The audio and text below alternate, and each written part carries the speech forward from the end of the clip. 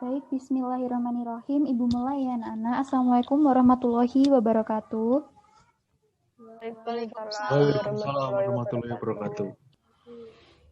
Nah, sebelum mengawali pembelajaran kali ini, dimohon untuk salah satu dari kalian untuk memimpin berdoa. Mungkin Mbak Diajeng bisa memimpin berdoa. Baik, sebelum pembelajaran dimulai, mari kita berdoa bersama-sama. Berdoa di dalam hati mulai.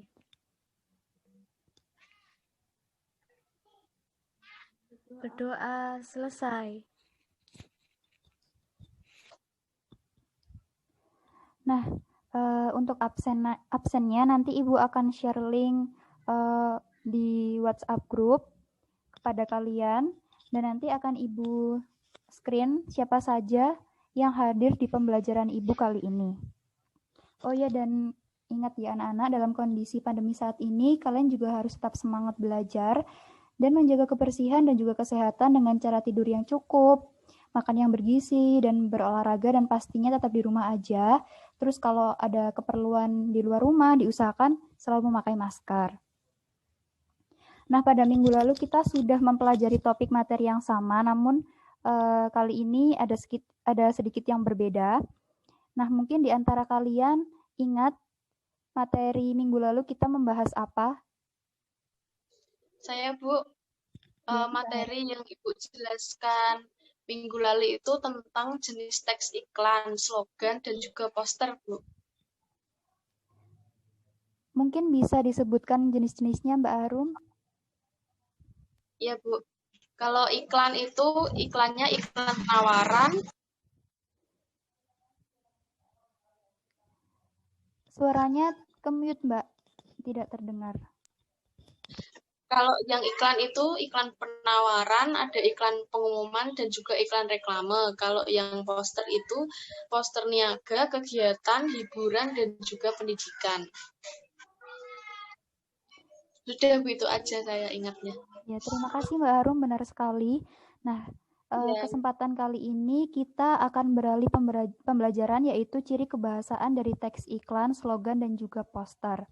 Nah, sebelum Ibu menayangkan PowerPoint-nya, Ibu ingatkan kepada kalian untuk menyimak dengan baik dan mencatat apa yang Ibu jelaskan. Nanti di akhir pembelajaran ketika Ibu menayangkan PPT, ketika sudah berakhir, sudah Ibu tutup, Ibu akan menanya salah satu dari kalian tentang perbedaan dari teks iklan, poster, dan juga slogan. Baik, Ibu akan men-share screen materinya.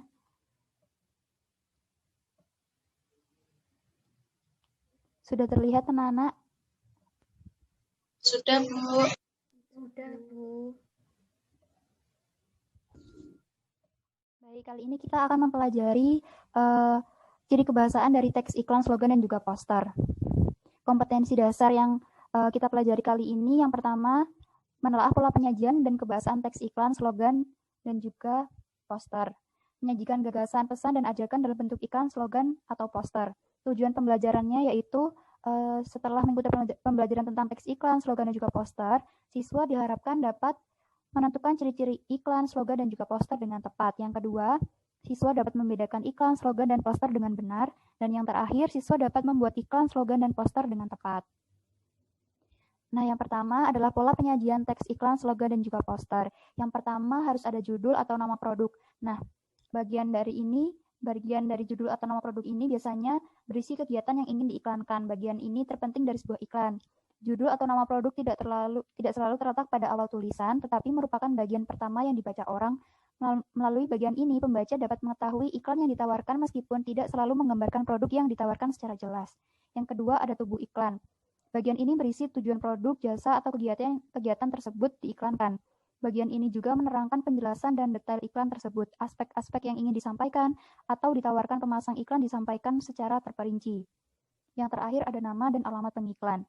Bagian ini merupakan informasi tambahan yang juga penting disajikan, berisi nama orang, alamat, atau nomor telepon yang dapat dihubungi. Selanjutnya ada unsur-unsur teks iklan, slogan, dan juga poster. Nah, yang pertama, setiap iklan, slogan, atau poster ini terdapat unsur-unsur. Sumber adalah pemasang iklan yang berinisiatif dan penyandang dana dari pemasang suatu iklan. Yang kedua, pesan adalah informasi yang disampaikan. Wujudnya bisa berupa pesan verbal dan juga pesanan verbal. Yang ketiga, media yang digunakan, misalnya media cetak, elektronik, dan juga sarana-sarana lainnya. Penerimanya itu berupa individu atau kelompok masyarakat yang menjadi sasaran atau objek iklan. Efeknya atau perubahan yang dialami yaitu pada diri penerima, baik itu dalam aspek sikap, pola pikir, perilaku, kebiasaan, dan juga pola hidup. Dan yang terakhir ada umpan balik atau respon. Respon yang dikehendaki dari penerima pesan misalnya dengan membeli produk yang ditawarkan dan menolak hal yang dinyatakan dalam slogan atau poster. Selanjutnya ada perbedaan antara iklan, slogan, dan juga poster. Yang pertama, iklan merupakan teks persuasif yang memadukan unsur gambar dengan kata-kata, unsur gerak, dan juga suara. Yang kedua, slogan merupakan teks persuasif yang mengutamakan unsur kata-kata. Yang terakhir, poster merupakan teks persuasif yang mengutamakan kekuatan gambar dan kata-kata dan dipajang di tempat-tempat umum. Selanjutnya, ciri kebahasaan teks iklan, slogan, dan juga poster. Menggunakan slogan sangat penting untuk dunia periklanan. Dengan slogan, iklan tersebut akan mudah diingat publik dan akan lebih terkenal. Yang kedua, menggunakan kalimat persuasif. Kalimat ini yang bertujuan untuk meyakinkan dan memujuk pembaca agar melaksanakan atau yang kedua, menggunakan kalimat persuasif. Kalimat ini yang bertujuan untuk meyakinkan dan memujuk pembaca agar melaksanakan atau menerima gagasan penulis terhadap suatu hal. Menggunakan subjek orang pertama. Teks iklan ini biasanya menggunakan subjek orang pertama, tunggal, atau jamak, seperti aku, saya, dan kami, untuk mengganti pihak atau instansi pemasang iklan. Yang keempat ada kalimat persuasif, merupakan sesuatu yang bersifat mengajak. Kalimat imperatif merupakan permintaan, ajakan, dorongan, atau larangan. Yang terakhir memuat fakta dan opini iklan yang baik harus mengandung fakta. Selanjutnya ada ciri kebahasaan slogan. Mohon maaf, Mbak Novita Eka Miranda bisa di-mute dulu suaranya karena sangat kencang. Ya, Bu, maaf, Bu. Ya, tidak apa-apa. Baik, kita lanjut ke ciri kebahasaan slogan. Slogan memiliki ciri bahasa yang menarik, mudah dipahami, serta bersifat persuasif. Isinya singkat dan jelas, kalimatnya pendek, menarik, dan mudah diingat. Menjelaskan visi dan misi. Terdiri dari beberapa kata saja dan menarik karena tujuan utamanya adalah agar mudah diingat. Ciri kebahasaan poster. Yang pertama, singkat, jelas, dan memiliki daya pikat. Kata-kata yang dipergunakan efektif, sugestif, dan mudah diingat. Efektif artinya tidak menggunakan kata-kata yang tidak bermanfaat. Sugestif artinya masyarakat tergugah hatinya untuk membeli mengikuti isi dan tujuan poster. Yang terakhir, cenderung memiliki gambar yang menarik dan memikat, bersifat sugestif dan mengajak. Selanjutnya ada penulisan teks iklan, slogan, dan juga poster. Nah, iklan yang baik harus dipengaruhi bahasa yang digunakan. Kata-kata harus digunakan secara efektif dan kreatif agar bisa mempengaruhi halayak luas. Antara lain menggunakan kalimat persuasi yang berarti membujuk, mempengaruhi, atau memberi daya tarik pada barang atau jasa yang dipromosikan. Menggunakan bahasa yang familiar atau bahasa yang biasa digunakan oleh masyarakat. Menggunakan kata yang khas, unik, dan menarik, menjelaskan keunggulan barang atau jasa tersebut, dan yang terakhir memberikan gambaran yang jelas tentang produk. Penulisan slogan. Yang pertama, tentukan masalah yang akan dijadikan slogan atau poster. Yang kedua, tentukanlah informasi atau pesan yang akan disampaikan. Yang ketiga, daftar kata-kata yang berkesesuaian dengan tujuan penulisan slogan. Yang keempat, pilih kata-kata yang paling tepat dan menarik. Dan yang terakhir lakukan revisi seperlunya. Terakhir ada penulisan poster. Poster harus menggunakan bahasa yang mudah dipahami. Dan susunan kalimat poster juga harus singkat, padat, jelas, dan tetapi berisi. Poster juga sebaiknya dikombinasikan dengan bentuk gambar.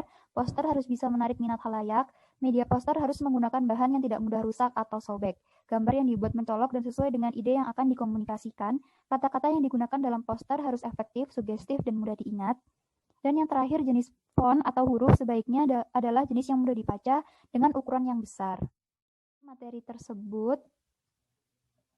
Nah, tadi kan Ibu di awal sudah menjelaskan untuk kalian memperhatikan dengan baik apa yang Ibu sampaikan, dan Ibu akan menanyai salah satu dari kalian tentang perbedaan dari teks iklan, slogan, dan juga poster.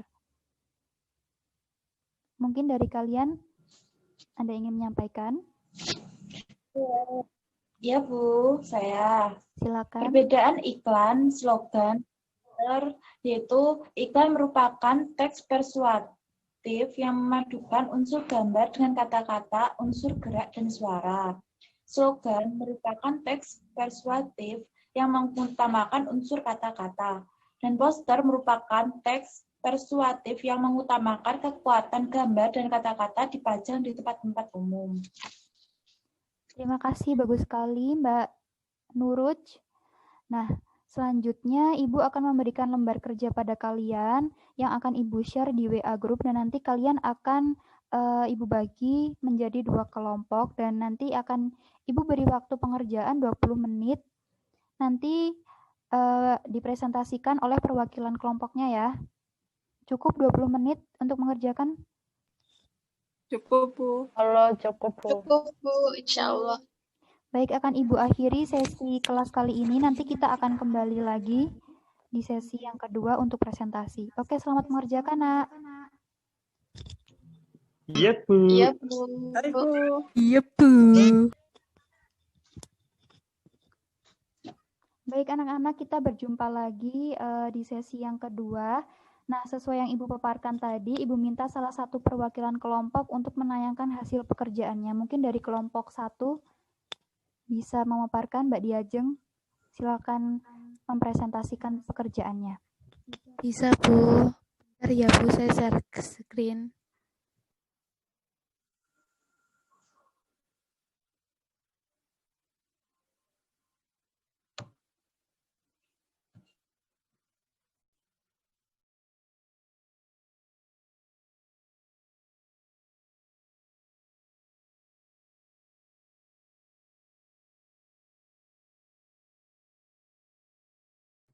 Sudah kelihatan belum, Bu? Sudah, silakan dibaca. Lembar siswa. Nah, di sini saya mewakili kelompok 1. Yang pertama itu teks iklan. Nah, teks iklan itu ada banyak macamnya. Nah, di sini ada apakah bahasa yang digunakan iklan tersebut sudah memenuhi syarat persuasif? Nah, jawabannya itu sudah karena terdapat unsur membujuk dan meyakini pembaca. Yang kedua, apakah bahasa yang digunakan iklan tersebut sudah memenuhi syarat imperatif? Jawabannya itu sudah memenuhi syarat karena dalam kalimat penuh itu ada hak hidup sehat dan tumbuh kembang anak, terdapat unsur memerintah. Yang selanjutnya itu ada apakah bahasa yang digunakan iklan tersebut sudah memenuhi syarat berirama? Nah, itu jawabannya sudah karena berakhiran dengan huruf vokal A. Nah, yang selanjutnya itu apakah bahasa yang digunakan iklan tersebut sudah memenuhi syarat berkesan ringkas? Nah, jawabannya itu sudah ringkas dan jelas. Selanjutnya itu iklan poster tersebut termasuk dalam jenis apa? Nah, jawabannya itu termasuk dalam jenis iklan penawaran. Untuk selanjutnya tidak usah dibaca soalnya, Mbak, langsung jawabannya saja, tidak apa-apa. Baik, Bu. Nah, selanjutnya itu ada teks iklan. Nah, teks iklannya itu yang pertama itu sudah benar karena terdapat unsur membujuk dan meyakini pembaca. Yang keduanya itu ya sudah benar juga karena sudah memenuhi syarat. Dalam kalimatnya itu ada ingat kemanapun pergi wajib pakai masker, terdapat unsur memerintah. Begitu, Bu. Terus yang selanjutnya itu syaratnya beriramanya itu masih belum memenuhi syarat beriramanya itu. Nah, selanjutnya itu syarat yang berkesan, ringkas itu sudah ringkas dan jelas. Terus iklan posternya itu termasuk jenis poster penerangan atau pendidikan. Nah, di sini iklan selanjutnya itu ada ikan bergizi tinggi, sehat dan enak. Nah, itu syarat persuasifnya itu sudah jelas, Bu, karena dalam kalimat terdapat unsur membujuk dan meyakini pembaca. Nah, selanjutnya itu syarat imperatifnya itu kalimatnya itu masih belum gitu loh, Bu, karena perintah atau ajakannya belum ada. Bahasanya yang berirama itu sudah karena bahasanya yang berirama itu belum, Bu, karena tidak memenuhi syarat. Begitu. Nah, selanjutnya apakah bahasa yang digunakan iklan tersebut sudah memenuhi syarat berirama? Masih belum, Bu, karena masih belum memenuhi syaratnya gitu. Terus yang selanjutnya itu, apakah bahasa yang digunakan iklan tersebut sudah memenuhi syarat berkesan ringkas, tidak ringkas, dan kurang jelas, Bu. Soalnya kan di situ apapun jenisnya ikannya, lemak yang terdapat dalam ikan adalah lemak tak jenuh gitu, Bu. Nah, selanjutnya itu iklan poster tersebut termasuk dalam jenis apa? Termasuk ke dalam poster niaga atau bisnis. Begitu, Bu. Sudah 3 jawaban teks iklan yang saya sebutkan, Bu. Bagaimana menurut Ibu? Baik, bagus sekali Mbak Diajeng. Bisa ditutup dulu share screen-nya.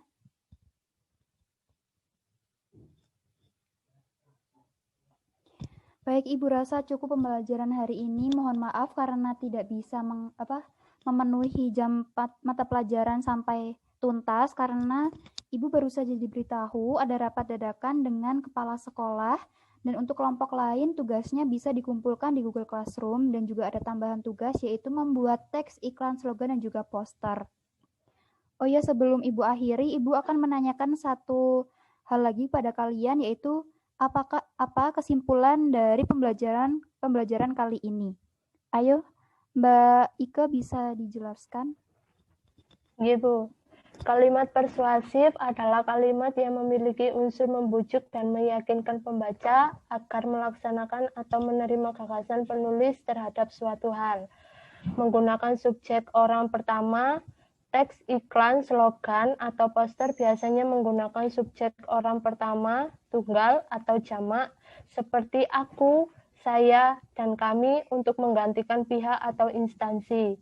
Yang ketiga yaitu ada bahasa komunikatif. Komunikatif adalah bahasa yang mudah dipahami, dicerna, dan dimengerti oleh pembaca. Sudah, Bu. Baik, terima kasih Mbak Ika atas pemaparannya. Ibu rasa cukup pembelajaran kali ini. Semoga bermanfaat bagi kita semua. Dan sebelum Ibu akhiri, boleh Mas Gadang atau Mbak Novita yang memimpin berdoa? Mas Gadang saja, Bu. Baik, silakan Mas Gadang. Baik, saya akan memimpin doa. Berdoa menurut keyakinan masing-masing. Berdoa mulai.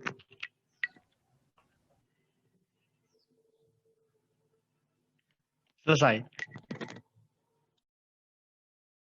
Terima kasih anak-anak sudah menghadiri pembelajaran kita hari ini. Ibu akhiri, wassalamualaikum warahmatullahi wabarakatuh. Waalaikumsalam warahmatullahi wabarakatuh. wabarakatuh. Terima kasih, Bu. Terima kasih.